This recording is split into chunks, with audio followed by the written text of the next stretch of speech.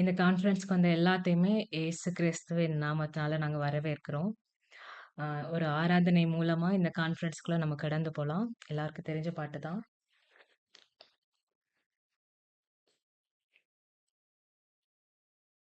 அன்பு நேசரே திருமுகம் தேடி அர்ப்பணித்தேன் என்னையே. ஆராதனை ஸ்துதி ஸ்தோத்திரங்கள் அப்பனே உமக்கு தந்தேன். அன்பு நேசரே திருமுகம் தேடி அர்ப்பணித்தேன் என்னையே. ஆராதனை ஸ்துதி ஸ்தோத்திரங்கள் அப்பனே உமக்கு தந்தேன். ஆராதனை ஆராதனை ஆராதனை ஆராதனை ஆராதனை ஆராதனை ஆராதனை ஆராதனை அன்பரே சுராஜனுக்கே. ஆவியான தேவனுக்கே. அன்பரே சுராஜனுக்கே. ஆவியான தேவனுக்கே. அன்பரே சுவே திருமுகம் தேடி அர்ப்பணித்தேன் என்னையே. ஆராதனை ஸ்துதி ஸ்தோத்திரங்கள் அப்பனே உமக்கு தந்தேன். உந்தன் ஏக்கம் விருப்பமெல்லாம் என் இதய துடிப்பாக மாற்றும். உந்தனேக்கம் விருப்பமெல்லாம் என் இதய துடிப்பாக மாற்றும். என் ஜீவ நாட்கள் எல்லாம் ஜப வீரன் என்று எழுதும். என் ஜீவ நாட்கள் எல்லாம் ஜப வீரன் என்று எழுதும். ஆராதனை ஆராதனை ஆராதனை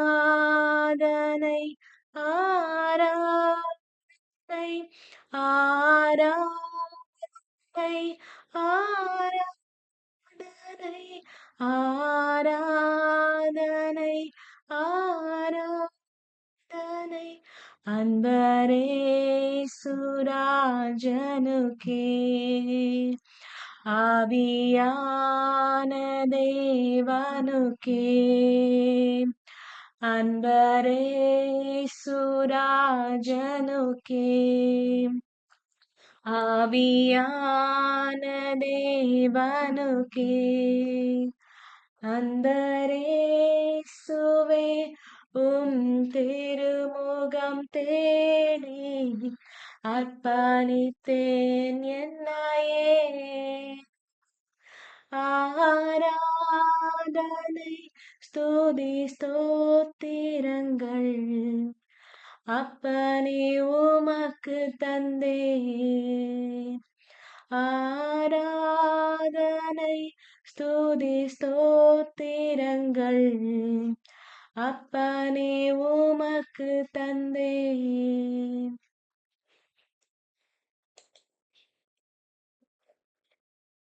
அப்பா நன்றிப்பா. Thank you Jesus. இந்த நாளை நீங்க தந்ததுக்காக உமக்கு நன்றி செலுத்துகிறோம்ப்பா. இந்த கான்ஃபரன்ஸ நாங்க உங்க கரத்துல ஒப்புக் கொடுக்கிறோம். நீங்க எங்க கூட பேசுங்கப்பா.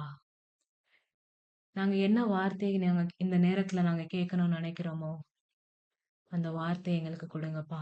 எங்களுக்கு தேவையான ஆகாரத்த எங்களுக்கு குடுங்கப்பா. நன்றி. அப்பா, நாங்க பசியோட உம்மை நோக்கி வந்திருக்கோம்ப்பா. எங்களுக்கு தேவையான ஆகாரத்த குடுங்கப்பா. அப்பா, எங்கள திருப்தியோட அனுப்புங்கப்பா. நன்றி அப்பா. அந்த ஆகாரம் எங்களுக்குள்ள போகும்போது, அது எங்களுக்குள்ள இருந்து மல்டிப்ளை ஆகட்டும். நன்றி. எங்கள பிளெஸ் பண்ணி அனுப்புங்கப்பா. இந்த கான்ஃபரன்ஸ்ல பேசுற வைகேஷ் நான் உங்க கரத்துல தரேன். அவன நீங்க பிளெஸ் பண்ணுங்கப்பா. அவன் கூட இருந்து நீங்க பேசுங்கப்பா. அவன் வாயில உங்க ஜீவன நீங்க வைத்திருக்கிறதுக்காக உமக்கு நன்றிப்பா. உன் வாயில இருந்து உங்க ஜீவனுள்ள வார்த்தைகள் வர்றதுக்காக நன்றி. அவனை நாங்க பிளெஸ் பண்றோம். உம்முடைய நாமத்துல இந்த ஜெபத்தை நான் ஏறெடுக்கிறேன். என் ஜீவனுள்ள நல்ல பிதாவே. ஆமென். நன்றி பிதாவே. இந்த நேரத்திற்காக நன்றி செலுத்துகிறோம்ப்பா. உம்மை ஸ்தோத்திரிக்கிறோம். உம்மை ஒருவரையே ஆராதிக்கிறோம்ப்பா. ஆமென். இந்த நேரத்தில் உம்முடைய நாமத்தினால நாங்க ஒன்று கூடி இருக்கிறோம்ப்பா. அதற்கு வேற எந்த ஒரு ரீசனும் கிடையாது. உம்முடைய ஆமென். நாமத்தினால நாங்க ஒன்று கூடி இருக்கிறோம். நீங்க ஆமென். எங்களிடத்துல என்ன பேசணும்னு விரும்புறீங்களோ அதை எங்களிடத்துல பேசுங்க. இந்த ஆமென். காஷ் அப்படிங்கிற கான்ஃபரன்ஸ் ஒரு அனல் மூட்டி ஆவியை அனல் மூட்டி எழுப்புகிறதற்கான ஒரு கூட்டமா இருக்குது. இதை கேட்கிற யாவரையும் அவங்களுடைய ஆவி நீங்க அனல் மூட்டி எழுப்புங்க. ஆமென். அவர்கள் இங்கே திருப்தி ஆக்குங்கப்பா. அவங்களுக்கு தேவையான உங்களுடைய வார்த்தைங்கிற அந்த மன்னாவை அந்த அப்பத்தை அவர்களுக்கு கொடுத்து அவங்களை திருப்தி ஆக்குங்க. ஆமென். ஒருவரும் வெறுமையாய் திரும்ப போகாதபடிக்கு அவங்களுடைய இருதயத்தை உங்களுடைய சமாதானத்தினால் நிரப்புங்க. இயேசு கிறிஸ்துவின் நாமத்தினாலே ஜெபிக்கிறோம் நல்ல பிதாவே. ஆமென். ஆமென். ஹாய், ஷலோம். இயேசு ஷலோம். கிறிஸ்துவின் நாமத்தினால உங்க எல்லாரையும் நான் வரவேற்கிறேன். ஸோ நீங்க எல்லாரும் நல்லா இருப்பீங்கன்னு சொல்லி நம்புறேன். ஸோ இந்த ஒரு மீட்டிங்ல மறுபடியும் உங்க எல்லாரையும் பார்க்கறது ரொம்ப சந்தோஷம். இந்த காஷ் கான்ஃபரன்ஸ் அப்படிங்கிறது வந்து நம்ம ஆவியை அனல் மூட்டி எழுப்புறதுக்கான ஒரு கான்ஃபரன்ஸா ஒரு கூட்டமா தான் இருக்குது. ஸோ இதுக்கு நீங்க கடந்து வந்திருக்கிறீங்க. உங்க எல்லாரையும் நான் வந்து வரவேற்கிறேன். நம்முடைய ஆவி வந்து அனல் மூட்டி எழுப்ப வேண்டியது அவசியமா இருக்குது. இந்த நாட்கள்ல வந்து எல்லாருக்குள்ளயுமே ஒரு பசி தாகம் எடுத்துட்டே இருக்குது. அந்த பசி தாகம் எடுக்கிறதுனால தான் எல்லாருமே என்ன பண்றாங்கன்னா, வேற வேற டிஸ்ட்ராக்ஷன்ல அவங்க ஓடிக்கிட்டு இருக்காங்க. ஸோ அப்படிப்பட்ட நேரத்தில நீங்க இந்த இடத்துல உங்க நேரத்த நீங்க குடுக்குறீங்க. கண்டிப்பா கர்த்தர் வந்து அவருடைய வார்த்தைங்கிற மன்னாவை அந்த அப்பத்தை உங்களுக்கு குடுத்து, அவர் உங்கள திருப்தியாக்குவாரு. ஸோ, அதற்காக ஆண்டவர நான் நன்றி செலுத்துறேன். ஸோ, இன்னைக்கான வார்த்தை, அந்த வார்த்தைங்கிற அப்பம் இருக்கலாம். அந்த அந்த ஃபுட்டுக்குள்ள நம்ம இன்னைக்கு கடந்து போவோம். அ அது அது பார்க்கறதுக்கு முன்னாடி, அ இது வந்து இதுக்கு முன்னாடி நம்ம 2 கான்ஃபரன்ஸ் பார்த்திருந்தோம். கர்த்தருடைய நாமம் அப்படிங்கிற 2 கான்ஃபரன்ஸ் பார்த்திருந்தோம். அதோட ஒரு கன்டினியூஷனா தான் நம்ம இதுல பார்க்குறோம். அ அது நீங்க பார்க்கலனா கூட அப்புறமா நீங்க என்ன பண்ணிக்கலாம், YouTubeல பார்த்துக்கலாம். அதுக்கான வீடியோ இருக்குது. கர்த்தரின் நாமம் அப்படிங்கிற டைட்டில்ல அந்த வீடியோ இருக்கும். ஸோ, அதுல நம்ம என்ன பார்த்தோம்னா, கர்த்தருடைய நாமம் வந்து ஒரு பலத்த துருகமா இருக்குது. ஸோ, அதுக்குள்ள நம்ம என்ன பண்ணலாம், நமக்கான அடைக்கலம் அந்த இதுல இருக்குது. நமக்கான உயர்வு அங்க இருக்குதுன்னு சொல்லி நம்ம பார்த்திருந்தோம். அ அப்படி பார்க்கும்போது, லாஸ்ட் வீடியோல நம்ம என்ன பார்த்திருந்தோம்னா, நமக்குள்ள வெட்கம் அப்படிங்கிற ஒரு இருள் இருக்கு. ஸோ, அந்த இருள்ல இறங்கி எப்படி இயேசு கிறிஸ்து நம்மள வெளியில எடுத்தாரு, வெளியில எடுத்து அவருடைய நாமத்தையும் நமக்கு குடுத்தாரு அப்படிங்கிறத பார்த்தோம். அதுக்கு எக்ஸாம்பிளா யாக்கோபோட ஸ்டோரி நம்ம பார்த்தோம். யாக்கோபு வந்து ஆண்டவர் தன்ன யாக்கோபின் தேவனா நெறைய இடங்கள்ல வெளிப்படுத்துறாரு. இஸ்ரவேலின் தேவனாவும் வெளிப்படுத்துறாரு, யாக்கோபின் தேவனாவும் வெளிப்படுத்துறாரு. 2க்கு என்ன வித்தியாசம்னா, நான் வந்து யாக்கோபின் தேவன்னு சொல்லக்கூட நான் என்ன படல, நான் வெட்கப்படல. யாக்கோபு அப்டின்னா திருடன். ஓகேவா? அவன் ஆண்டவர் இருந்தாலும் விசுவாசிச்சான். ஆண்டவருடைய ஆசீர்வாதங்கள அவன் என்ன பண்ணான்? பயங்கரமா அத வாஞ்சிச்சான். அத வந்து அவன் வேல்யூ பண்ணான். கர்த்தரை விசுவாசிச்சான். ஸோ, அதனால ஆண்டவர் என்ன பண்ணாருன்னா, நான் வந்து யாக்கோபின் தேவனா இருக்கிறேன்னு சொல்லி அவர வெளிப்படுத்துறாரு. ஸோ, அதன் மூலமா நமக்கும் என்ன பண்ணுதுன்னா, ஒரு விசுவாசம் உண்டாகுது. ஓகே. ஒருத்தன் வந்து திருடனா இருந்தான், பொய் சொல்றவனா இருந்தான், ஏமாத்துறவனா இருந்தான்.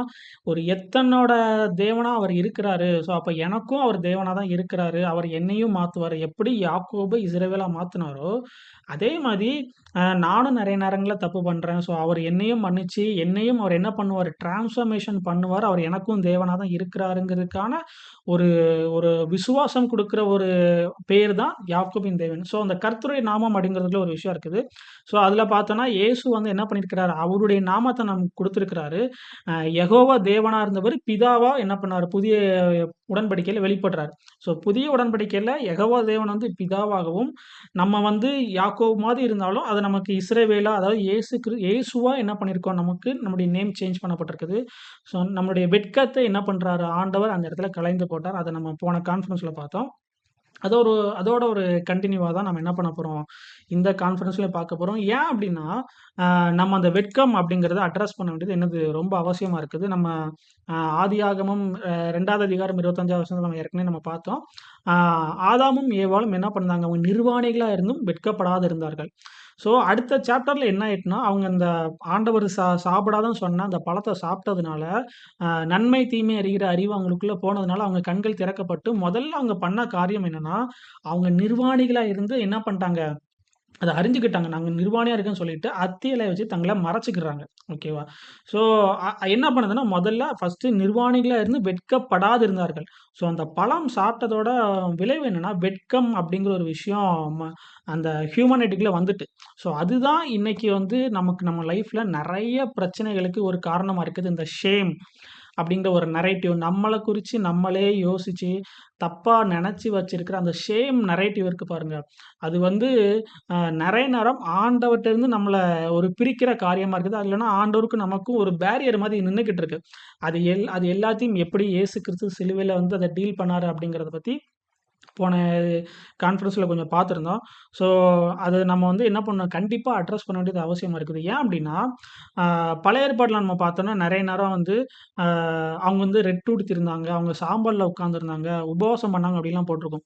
ஸோ ஏன்னா, அவங்க ஆண்டவர் முன்னாடி போய் நின்னு ஜெபம் பண்ணும்போது, அந்த வெட்கம் அப்டிங்கிற ஒரு காரியம் வந்து அவங்கள தடுக்கிறதா இருந்துச்சு. ஸோ இன்னைக்கு வந்து நம்ம நெறைய நேரம் ஜெபம் பண்ண போறோம். நெறைய நேரம் ஜெபம் பண்ண போகும்போது, பிரேயர் பண்ணி முடிக்கிறோம். நெறைய வார்த்தைகள போட்டு பிரேயர் பண்ணி என்னெல்லாமோ பண்ணி கடைசி பிரேயர் பண்ணி முடிச்சோன்னா, நமக்கு மைண்ட்ல வர முதல் கேள்வி என்ன அப்டின்னா, என்னுடைய ஜெபம் வந்து கேட்கப்பட்டுச்சா? ஆண்டவர் என் ஜெபத்த கேட்டாரா? ஆண்டவர் வந்து என் ஜெபத்துக்கு வந்து பதில் குடுப்பாரா? அப்படிங்கிற கேள்வி தான் என்ன பண்ணுது, நமக்கு முதல்ல வருது. அது ஏன் முதல்ல வருதுன்னா, இந்த ஷேம் அப்படிங்கிற ஒரு காரியம் நம்ம இருதயத்தில இருக்கு.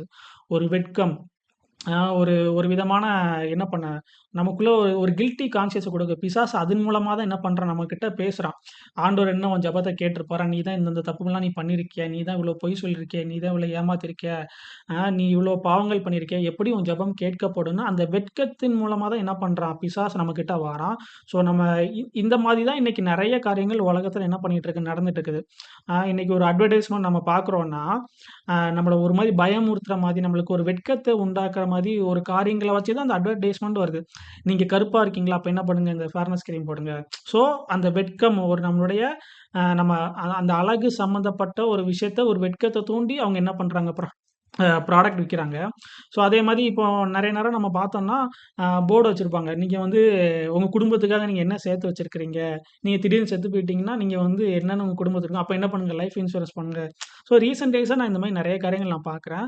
ஸோ பிசாசு அந்த நம்மளுடைய வெட்கம் அப்படிங்கிறது மூலமா தான் நம்ம எல்லாருக்குள்ளேயும் என்ன பண்ணிட்டு இருக்கான், கிரியேட் பண்ணி ஆண்டவர்கிட்ட போக விடாம பண்ணிட்டு இருக்கான். ஸோ திரும்ப திரும்ப நம்ம ஜெபம் பண்ணும்போது, அ நம்ம ஹார்ட்ல இருந்து வர்ற ஒரு முதல் கேள்வி வந்து என்னதான், அந்த வெட்கம். அந்த வெட்கத்திலருந்து வர்ற கேள்வி, நம்முடைய ஜெபம் வந்து கேட்கப்பட்டதா?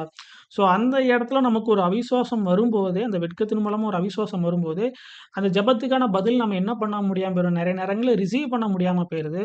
ஸோ அது அது எப்படி வந்து நம்ம வந்து அட்ரஸ் பண்றது? எப்படி நம்ம பண்ற எல்லா ஜெபத்துக்கும் நம்ம வந்து என்ன பண்ணலாம்? நமக்கான ஆன்ஸர ரிசீவ் பண்ணலாம் அப்படிங்கிறத பத்தி தான் இந்த கான்ஃபரன்ஸ்ல நம்ம பார்க்க போறோம். ஏன்னா, அது ரொம்ப ரொம்ப அவசியமா இருக்குது. இன்னைக்கு எல்லாருமே என்ன பண்றாங்கன்னா, அவங்க பிரேயர் பண்றதுக்கே ஒரு கஷ்டப்பட்டுட்டு என்ன பண்றாங்கன்னா, மத்தவங்கட்ட போயிட்டு பிரேயர் பண்றதுக்கு எனக்கு நீங்க பிரேயர் பண்ணுங்க, எனக்கு நீங்க பிரேயர் பண்ணுங்கன்னு சொல்லி மத்தவங்கட்ட போய் நின்னுட்டு இருக்காங்க. ஆனா ஆண்டவர் வந்து நம்மள அப்படி உண்டாக்கல. நம்ம எல்லாருமே கிறிஸ்துவுக்குள்ள அ அ ராஜாக்களும், ஆசாரியர்களும் ஆக்கப்பட்டிருக்கிறோம். அதாவது ராஜரீக ஆசாரிய கூட்டமா மாத்தப்பட்டிருக்குது. அது ஏதோ ஒருத்தர் 2 பேரும் இல்ல. எல்லாருமே ஊழியம் பண்றவங்க தான் அப்படி, நான் வந்து உலகத்துக்கு வேலை பார்க்கிறேன் அப்படிலாம் கிடையவே கிடையாது. நீங்க இயேசு கிறிஸ்துவ விசுவாசிக்கிறீங்க அப்படின்னாலே நீங்க என்ன பண்ணிட்டீங்கன்னா, நீங்க ராஜரீக ஆசாரிய கூட்டமா மாத்தப்பட்டுட்டீங்க. ஆசாரிய கூட்டம்னா, ஆண்டவர் முன்னாடி போயிட்டு ஊழியம் பண்ற ஒரு கூட்டம். ஸோ உங்களுக்கான ஜெபத்த நீங்க என்ன பண்ணலாம்? தாராளமா பண்ணலாம். மத்தவங்கட்ட போயிட்டு ஓடி போய் நின்னு, "நீ எனக்காக ஜெபம் பண்ணுங்க. என் தலையில கை வச்சு பண்ணுங்கன்னு" சொல்லி பண்றதுக்கான அவசியம் அதில கிடையாது. உங்களுக்கான ஜெபத்த நீங்க பண்ணலாம். ஸோ அதுக்கு முன்னாடி அந்த ஜெபத்தெல்லாம் நம்ம பண்ணணும் அப்டின்னா, அதுக்கு முன்னாடி நமக்கு ஒரு விஷயம் தெரியணும். அது என்னன்னா, ஜெபம் அப்டின்னா என்ன அப்டிங்கிறது நமக்கு தெரிஞ்சா தான் நம்மளால என்ன பண்ண முடியும்? ஜெபமே முதல்ல பண்ண முடியும். இப்போ இந்த மைக் இருக்கு. ஸோ அந்த மைக்க வந்து எப்படி நான் ஆப்பரேட் பண்ணணும்னு இத எப்படி நான் யூஸ் பண்ணணும்னு தெரியும்னா, இதோட பர்ப்பஸ் என்னது? இது எதுக்காக டிசைன் பண்ணப்பட்டிருக்கு? எப்படி டிசைன் பண்ணப்பட்டிருக்குன்னு தெரிஞ்சா மட்டும் தான், இத என்ன பண்ண முடியும்? என்னால சரியான விதத்தில அ அத வந்து யூஸ் பண்ண முடியும். அத வந்து கன்சியூம் பண்ண முடியும். இல்லன்னா எனக்கு வந்து இந்த ஒயர எங்க மாட்டணும்னு தெரியாது. இதுல ஒரு நாப் உண்டு. இத வந்து கரெக்ட்டா நம்ம மாட்டணுமாங்கிறது தெரியாது. அது எதுவுமே தெரியாது. ஸோ இதோட பர்ப்பஸ் நமக்கு என்னன்னு தெரியணும். ஸோ அதே மாரி ஜெபம் அந்த பிரேயர் அதோட பர்ப்பஸ் என்ன? அது ஏன் ஆண்டவர் அந்த விஷயத்த உண்டாக்குனார் அப்படின்னு நம்ம பார்த்தோம் அப்படின்னா, அ நமக்கு வந்து இந்த நெறைய இந்த உலகத்துல அநீதிகள் நடக்குது. ஸோ அந்த அநீதிக்கு நம்ம என்ன கிடையாது, பாத்திரவான்கள் கிடையாது. இப்போ ஆபிரகாம் இருக்காரு. ஆபிரகாமுக்கு வந்து குழந்தை இல்லாம இருக்கு. அதுக்கு அவர் டிசர்வ்டு கிடையாது. அவருக்கு அவருடைய தலைமுறை பெருகணும். ஏன்னா, ஆண்டவர் வந்து எல்லா வித்துக்குள்ளயுமே பெருகுறதுக்கான பலுகி பெருகுறதற்கான ஒரு கோடிங்க உள்ள வச்சு தான் ஆண்டவர் என்ன பண்ணியிருக்காரு, இந்த ஹோல் விஷயத்தையுமே சிருஷ்டிச்சிருக்கிறாரு. ஸோ அப்படி இருக்கும்போது ஆபிரகாம் பெருகாம இருக்கிறார். அப்படி அவர் பெருகாம இருக்கிறாருன்னா, அது அவருக்கு நடக்கிற ஒரு அநீதி. ஏன்னா, ஆண்டவர் சிஸ்டத்துக்கு அகைன்ஸ்டா ஒரு விஷயம் நடந்துட்டு இருக்குது. ஸோ அவர் பெருகணும். பெருகாம இருக்கிறதுனால அவருக்கு என்ன பண்ணுது, அது ஒரு அநீதியா இருக்குது. ஸோ ஆண்டவர் அவருக்கு என்ன பண்றாரு, இவர் போய் ஆண்டவர்ட்ட கேட்கிறாரு, எனக்கு என்ன பண்ணுங்க குழந்தை குடுங்கன்னு கேட்கிறாரு. அவர் என்ன பண்றாரு, எனக்கு நீதி குடுங்கன்னு சொல்லி போய் கேட்கிறாரு. ஓகேவா? ஸோ ஆண்டவர் அததான் ஒரு ஸ்ட்ரக்சரலா அப்புறம் நாளாக நாளாக அத மாத்துறாரு. ஸோ அதுக்கு பேரு தான் என்னன்னா பிரேயர். இன்னும் புரியிற மாரி சொல்றேன். அ உங்களுக்கு ஒரு லேண்ட் இருக்கு. அந்த லேண்ட்ல வந்து யாரோ வந்து என்ன பண்றாங்க, அத ஆக்கிரமிச்சு அவங்க ஒரு வீடு கட்டிட்டு இருக்காங்க. ஆனா நீங்க போய் கேட்கிறீங்க, உங்கள என்ன பண்றாங்க, உங்களையும் பயங்கரமா திட்டி உங்கள அடிச்சு அனுப்பிடுறாங்க. ஸோ இந்த இடத்துல உங்களுக்கு ஒரு அநீதி நடந்திருக்கு. இப்போ நீங்க என்ன பண்ணுவீங்க? அ கொ நம்ம எங்க தான் போய் நிப்போம்? கோர்ட்ல போய் தான் நிப்போம். கேஸ் போட்டு தான் நிப்போம். ஏன்னா, எனக்கு இங்க தான் நீதி கிடைக்கும் அப்படிங்கிறதுனால தான் போய் நிப்போம். இந்த உலகத்து சிஸ்டத்திலேயே நமக்கு நீதி வழங்குறதுக்காக ஒரு சிஸ்டம் உண்டாக்கப்பட்டிருக்குதுன்னா, எல்லாவற்றுக்கும், எல்லா எல்லா துரைத்தனத்துக்கும், எல்லா அதிகாரத்துக்கும் மேலாக தேவனுடைய ராஜ்யம் இருக்கு. ஸோ, அவர் வந்து நித்திய நீதிபதியா இருக்கிறாரு. அவர் நமக்கு நியாயம் குடுக்கிறவரா இருக்கிறாரு. நம்ம இந்த பிரேயர் அப்படிங்கிற ஒரு கான்செப்ட் வந்து பைபிள்ல உள்ளது ஒரு முக்கியமான ஒரு விஷயம். நம்ம இன்னைக்கு எப்படி நான் பிரேயர் பண்ண போறேன் அப்படின்னு நம்ம சொல்றோமோ, அதே மாதிரி நம்ம கோர்ட்ல போயிட்டு ஒரு கேஸ் போட்டிருக்கோம்னா, பிரேயர் கோர்ட் ரூம்க்கு தான் நான் போறேன்னு சொல்லுவாங்க. அதாவது அந்த கோர்ட் ரூமோட பேர் என்னன்னா, பிரேயர் கோர்ட் ரூம். நான் போய் என்னுடைய விண்ணப்பத்தை தெரிவிக்க போறேன். அதுக்காக நான் அந்த இடத்துக்கு போறேன் அப்படின்னு சொல்லி அர்த்தம். ஸோ அதுக்கு உங்களுடைய விண்ணப்பங்களையும், உங்களுடைய வேண்டுதல்களையும், உங்களுக்கு வேண்டிய நீதியை நீங்க கேட்க போற ஒரு ப்ராசஸ்க்கு பேரு தான் பிரேயர். உங்களுக்கு ஒரு அநீதி நடந்திருக்கு. அத நீங்க அட்ரஸ் பண்ணி எனக்கு அநீதி நடந்திருக்கு. எனக்கு நீதி வேணும்னு சொல்லி நீங்க போய் கேட்கிறது தான் என்னதுன்னா, பிரேயர். ஸோ இப்போ உங்களுக்கு பிரேயர்னா என்னன்னு புரிஞ்சிருக்கும். எப்படி உங்களுக்கு ஒரு இந்த பிசிக்கலான வேர்ல்ட்ல உங்களுக்கு ஒரு பிரச்சனை நீங்க கோர்ட்ல போய் நிக்கீங்களோ, அதே மாரி உங்களுக்கு ஒரு ப்ராப்ளம் இருக்கு. சத்துரு வந்து உங்களுக்கு நெறைய பிரச்சனை குடுக்குறான். ஃபினான்ஷியலா இருக்கலாம். இல்லன்னா உங்களுடைய ரிலேஷன்ஷிப்ல இருக்கலாம். இல்லன்னா உங்க சரீரத்தில வியாதி மூலமா இருக்கலாம். நெறைய விஷயமாத்துல உங்களுடைய சமாதானத்த வந்து திருட பார்க்கலாம். ஸோ இந்த மாரி நெறைய காரியங்கள் என்ன நடக்கும்? அது எல்லாமே முதல்ல உங்களுக்கு ஒரு அநீதி தான். அந்த அநீதிக்கான நீதியை நீங்க கேட்க போற மெத்தட் பேரு தான் பிரேயர். ஸோ இப்போ உங்களுக்கு வந்து பிரேயர்னா என்னன்னு புரிஞ்சிருக்கும். ஜெபம்னா என்னன்னு புரிஞ்சிருக்கும். ஸோ அடுத்து நம்ம ஒரு சாப்டர் நம்ம வாசிப்போம். அத வாசிக்கும்போது இன்னும் கொஞ்சம் உங்களுக்கு ஈஸியா புரியும். சொல்லவா? அ ஒரு நிமிஷம் இருங்க. எல்லாரும் பைபிள் கையில வச்சிருந்தா எடுத்துக்கோங்க. தானியேல் 9ஆம் அதிகாரம். அதுல 23வது வசனம். 1லேருந்து 23 வரைக்கும். ம். தானியேல் அதிகாரம் 9.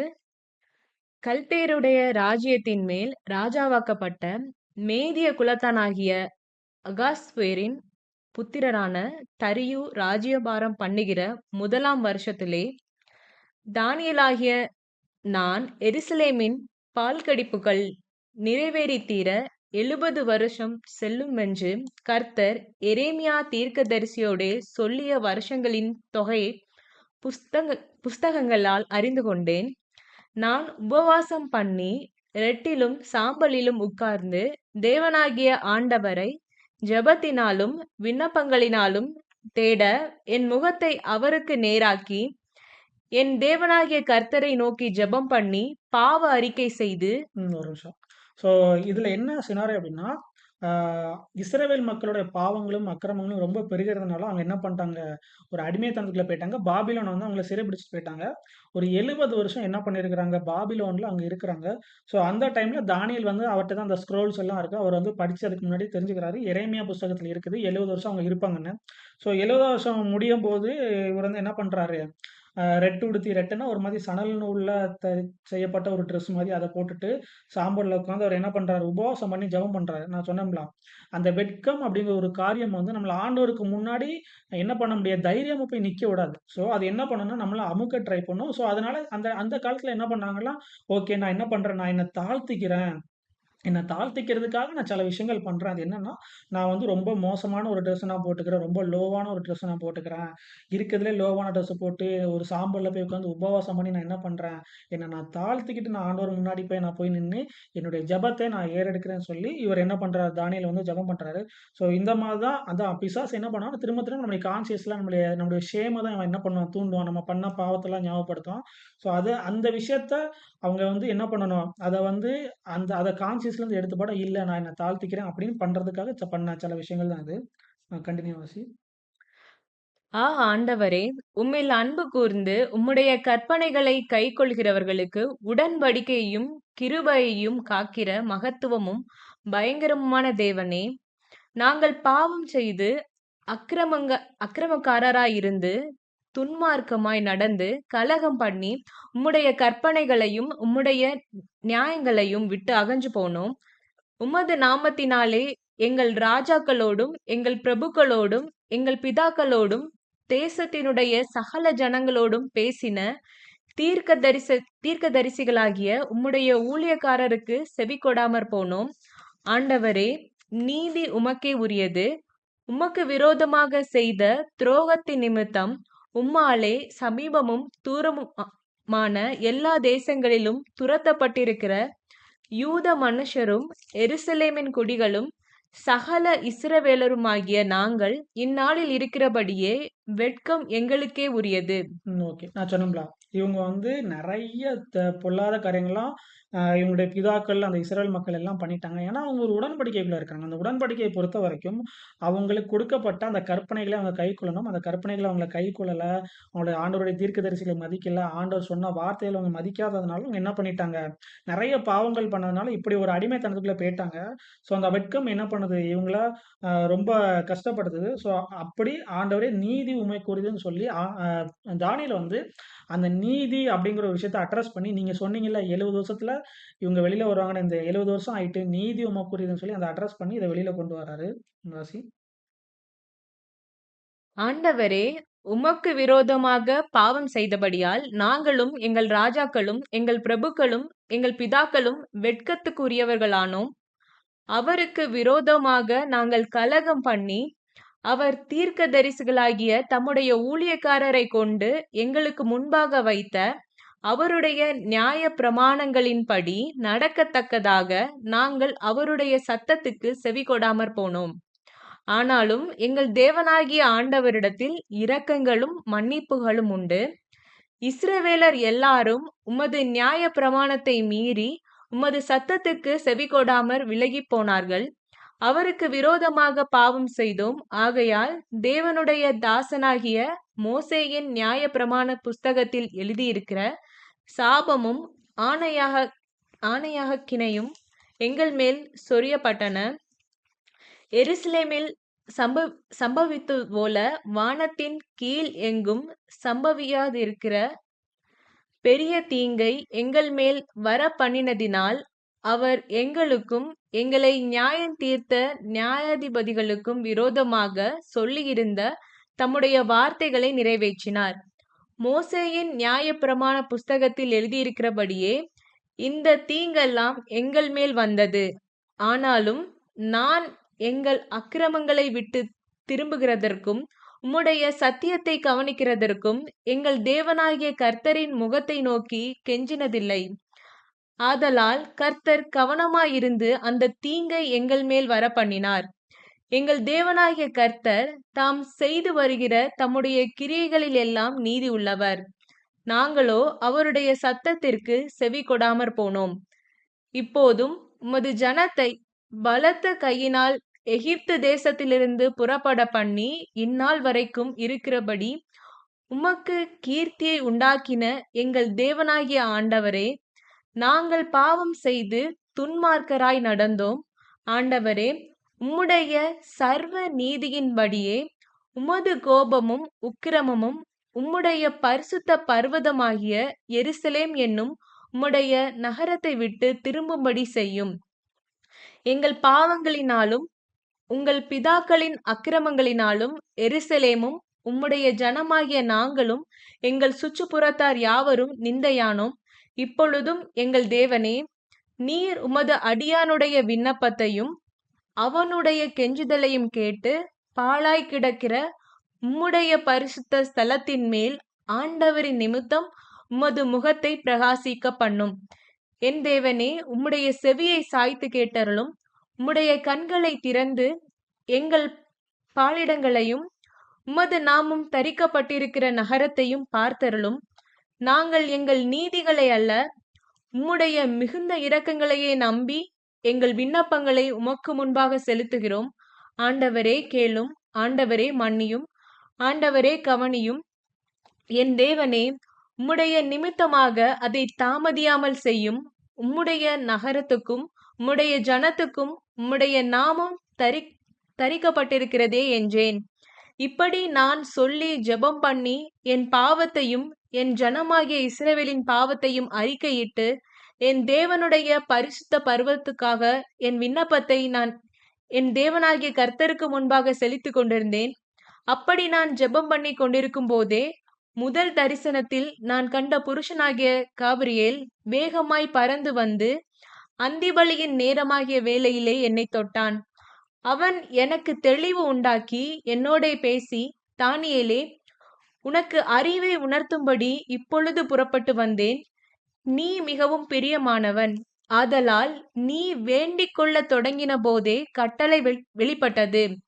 நான் அதை அறிவிக்க வந்தேன். இப்போதும் சொல்லுகிற அர்த்தத்தையும் நீ கவனித்து கேட்டு தரிசனத்தை அறிந்து கொள். சரி, ஓகே. இந்த பேசேஜ் நம்ம பார்த்தோம். இதில் என்ன சினாரியோ நடக்குன்னா, இது நமக்கு பார்த்தாலே தெரியுது. அவங்க வந்து என்ன பண்ணுறாங்க, 70 வருஷம் என்ன பண்ணுறாங்க, அடிமைத்தனத்தில் இருக்காங்க. தானியேலும் சில பேர் மட்டும் தான் அந்த அரண்மனையில ஒர்க் பண்றாங்க. மத்த எல்லாருமே அடிமைகளா இருக்கிறாங்க.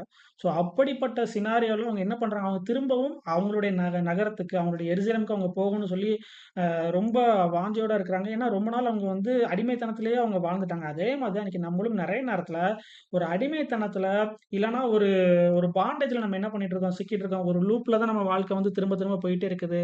கடன் மேல கடன் வந்துட்டே இருக்கும். இல்லன்னா பிசினஸ்ல லாஸ் வந்துட்டே இருக்கும். இல்லன்னா நம்ம லைஃப்ல வந்து ஒரு பிரேக் த்ரூ வேணும்னு சொல்லி நம்ம என்ன பண்ணிட்டு இருக்கோம், ஆண்டவருக்காக வெயிட் பண்ணிட்டு இருக்கோம். ஸோ அந்த மாதிரி தான் தானியேலும் என்ன பண்றாரு, அந்த 70 வருஷம் முடியிற வரைக்கும் அவர் வெயிட் பண்றாரு. வெயிட் பண்ணிட்டு அவர் என்ன பண்றாரு, ஆண்டவரை நோக்கி அவர் ஜெபம் பண்றாரு. ஜெபம் பண்ணும்போது பார்த்தீங்கன்னா, அவர் வந்து அவங்களுடைய பாவத்தை எல்லாம் அவர் வந்து அறிக்கை பண்றாரு. ஸோ அதன் மூலமா என்ன பண்றாருன்னா, ப்ராசஸ் பண்றாரு. தன்னை தன்னை வந்து தாழ்மைப்படுத்துறாரு. அதே மாரி தான் நம்மளும் நம்முடைய ஜெபத்துக்குள்ள போகும்போது, இது வந்து ஒரு மனம் திரும்புதலுக்கு ஏற்ற ஒரு கனியா இருக்குது.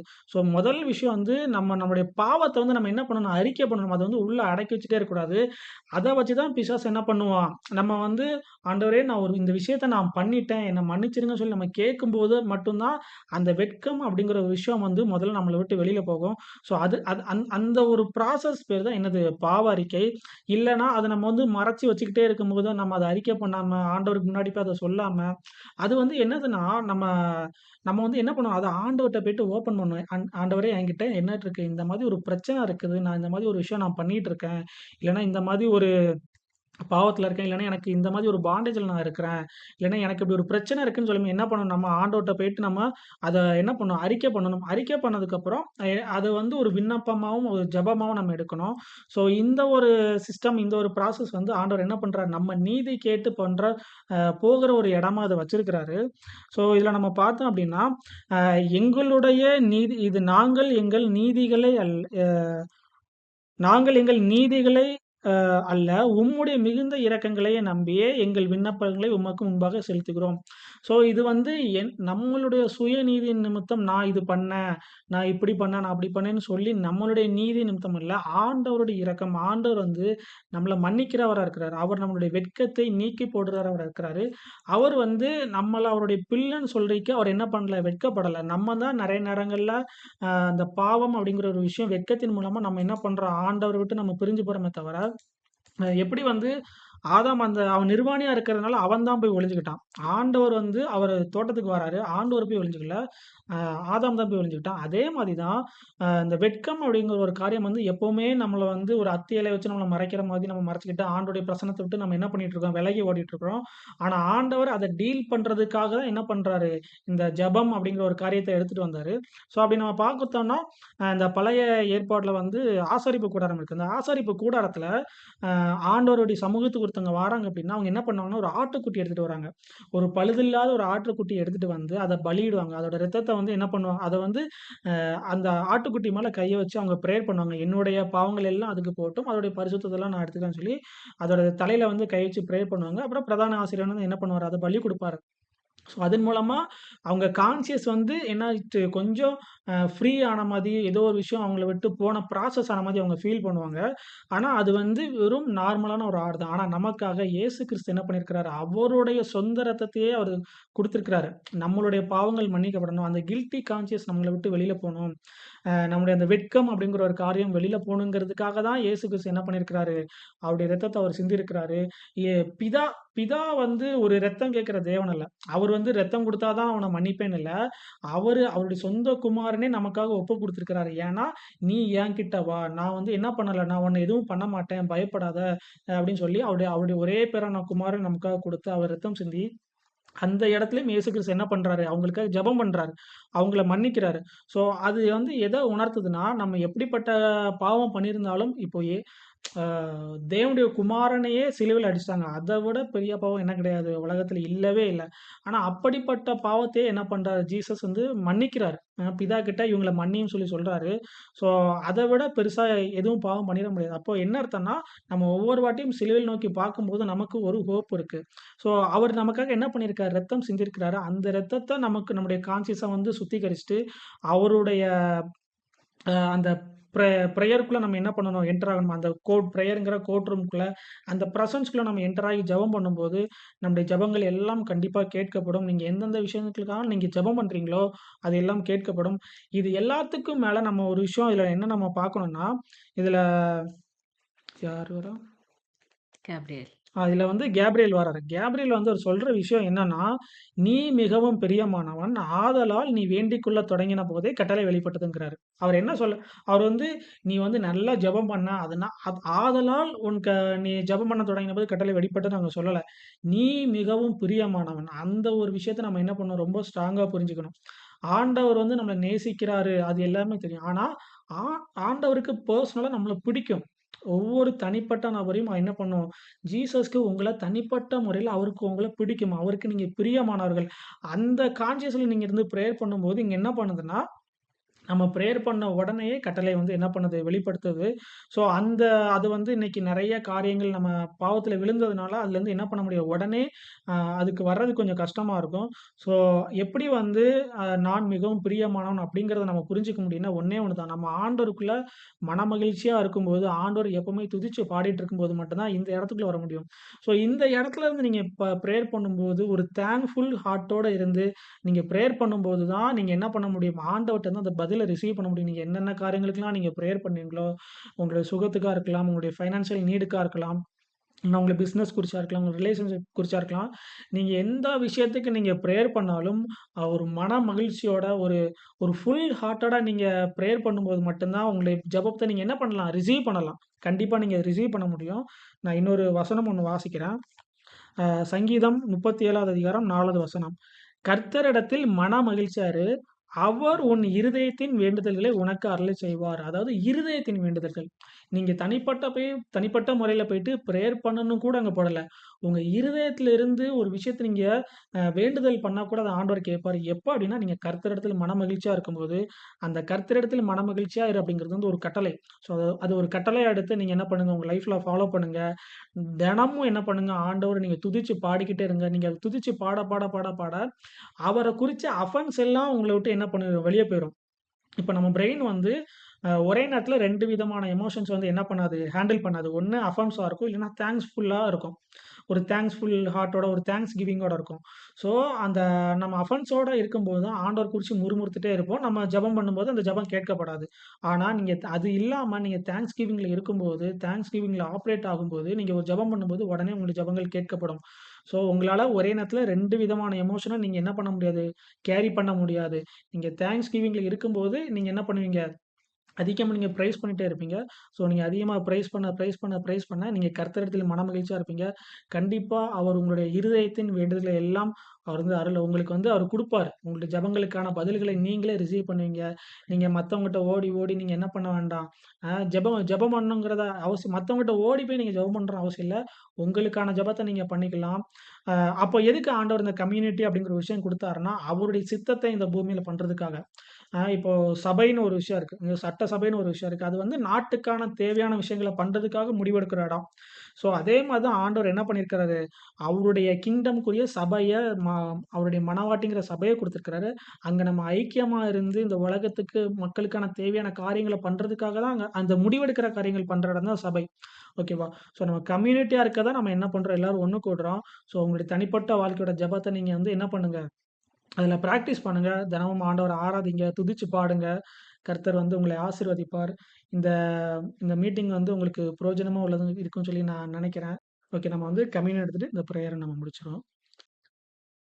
நன்றி பிதாவே! நன்றி இயேசு கிறிஸ்துவே! அப்பா, உம்முடைய சரீரத்தை நீங்க எங்களுக்கு குடுத்திருக்கிறீங்க.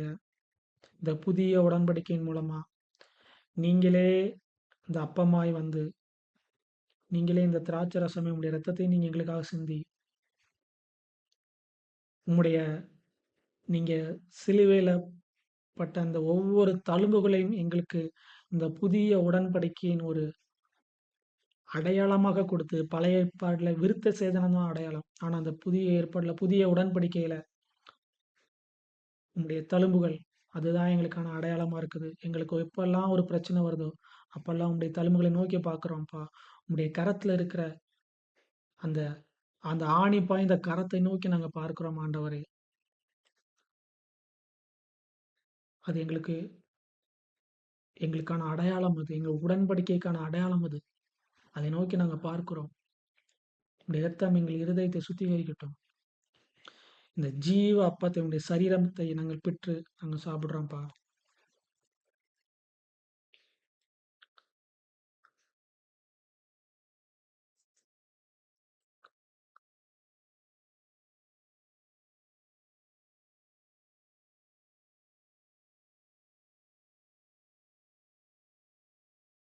இது அநேகருக்காக சிந்தப்பட்ட புதிய உடன்படிக்கையின் இரத்தமா இருக்குது. அநேகருடைய பாவங்களுக்காக சிந்தப்பட்ட இரத்தம். நன்றி இயேசுவே.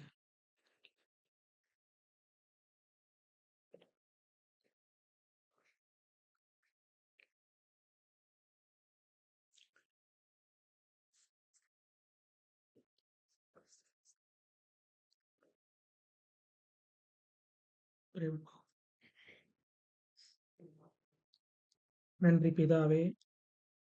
இந்த நாளை நீங்க ஆசீர்வதிங்கப்பா. இந்த புதிய நாளை நீங்க கொடுத்ததுக்காக நன்றி. இதை கேட்கிற ஒவ்வொருவரையும் நீங்க ஆசீர்வதிங்க. அவங்களுடைய குடும்பத்தை நான் ஆசீர்வதிக்கிறேன். அவங்களுடைய குடும்பத்துல ஒரு ஜீவ ஒளி உண்டாகட்டும். ஆமென். அங்க சமாதானத்தை நான் கட்டளையிடுகிறேன். ஆமென். உம்முடைய முகத்தை அவங்க மீது நீங்க பிரகாசிக்க பண்ணி, அவங்க மேல நீங்க கிருபையா இருங்கப்பா. அவங்களுடைய ஜெபத்தை நீங்க கேட்டு அதுக்கு நீங்க பதில் குடுக்கிறதுக்காக உமக்கு நன்றி செலுத்துகிறேன் ஆண்டவரே. நன்றி இயேசுவே. எங்கள் ஜெபத்தை எல்லாம் நீங்க கேட்டுக்கொண்டு இருக்கிறதுக்காக நன்றி. அதுக்கெல்லாம் நீங்க ஆமென் என்றும் சொல்லுகிறதுக்காக நன்றிப்பா. உம்முடைய நாமம் மகிமைப்படட்டும். இயேசு கிறிஸ்துவின் நாமத்தினால ஜெபிக்கிறோம் நல்ல பிதாவே.